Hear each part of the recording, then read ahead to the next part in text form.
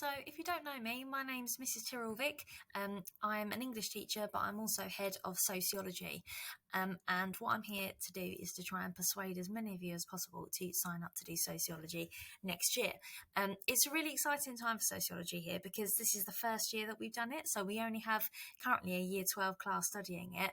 And it's quite a big class for an A-level group, and they are really, really enjoying it. So, this is a really exciting time for you guys to be thinking about doing this subject.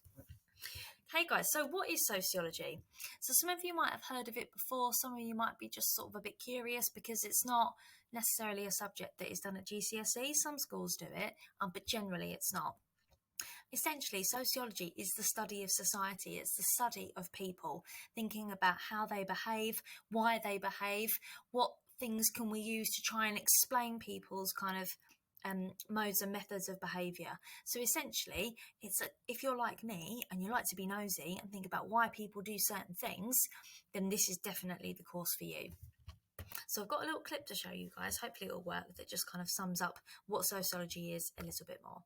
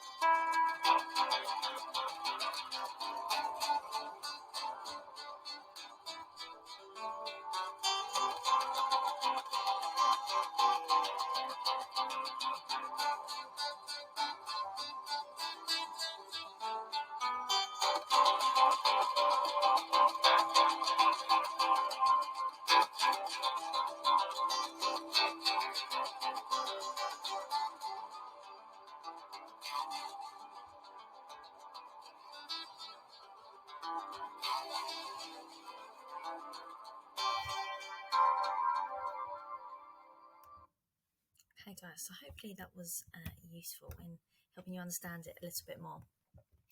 Okay then, so what are the course requirements for sociology? What do you need to do and have to be able to access this course? So we're recommending that you have at least a grade 5 in both English literature and language for this course. The examinations that we do are going to require some extended essay writing. So being able to write fluently and being able to write, a constructive, structured argument is absolutely essential. You also need to be interested in current affairs. It's really sort of no good signing up to sociology simply because, it sounds new and you can't really think of anything else that you want to do. You've got to be interested and passionate in some of the topics that we study. So we'll look at things like the role of the mass media. We'll look at crime and deviance. We will look at feminism, Marxism. We'll look at the roles of different genders. We'll look at different inequalities within society. It's so versatile, sociology as a subject, and it's absolutely packed full of things that you can relate to the modern day world that we all live in. So you've got to be interested in it. You also need to be willing to engage and join in with discussions and debates. We don't want wallflowers on sociology. We want people that are going to actively give their opinions when asked, and they're going to sort of contribute to debates and, share their ideas. And, again, because that will show your enthusiasm in the subject content. So what does the course cover? So the sociology course, we use OCR as our exam board, and we do 3 components or 3 exams. It's no coursework, all exam based, and we do these exams at the end of year 13. Obviously you'll have like mocks, throughout year 12 and year 13, but the final ones from the exam board will be done at the end of year 13. It's a 2-year course, just like your GCSEs. So component one, you will do with me, and this will take all of year 12. So we will look at sociological theories. So we'll look at Marxism, feminism, postmodernism. Different theories are ways of trying to explain people's behaviour and why certain trends and values and norms exist in society.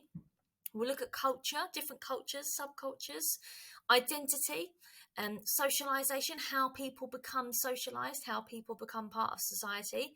And then we'll do an option unit, which is the role of the mass media, which is going to be really, really interesting. So thinking about the power that the media has, especially in the world that we live in today, where social media in particular is so prevalent.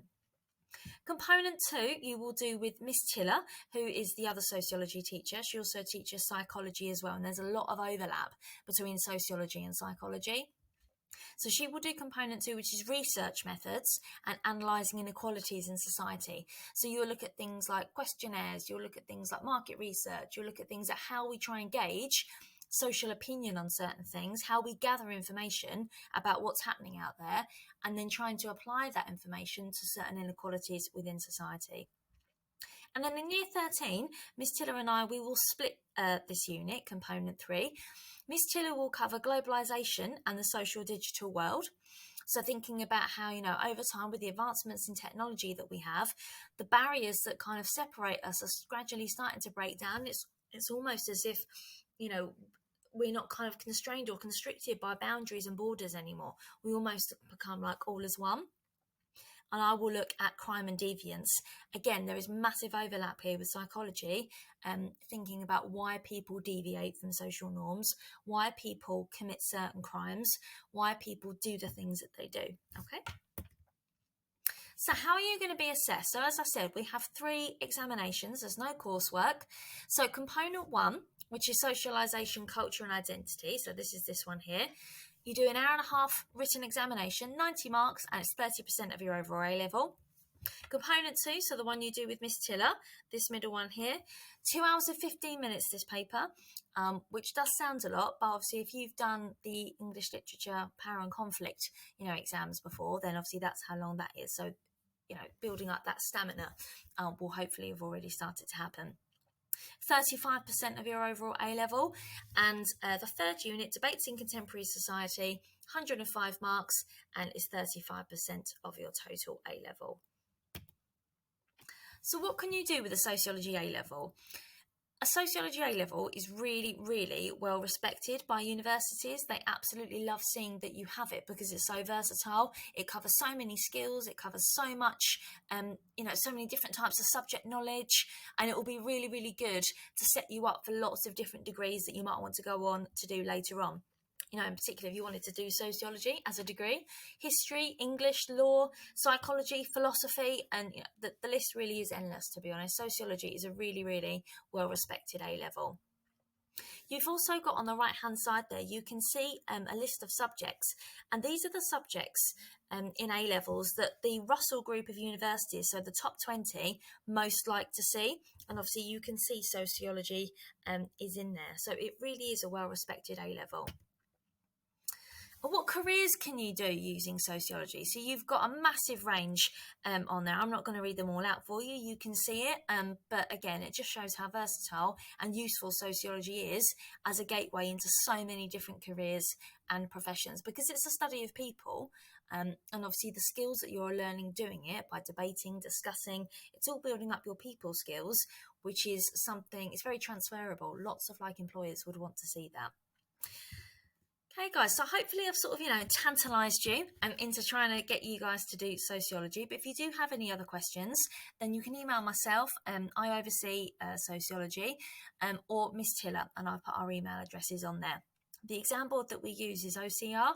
So if you do want to go and have a little gander on their website and kind of see, find out a little bit more information about the structure of the course and what kinds of things we've covered, then please feel free. But yes, hopefully see lots of you very soon.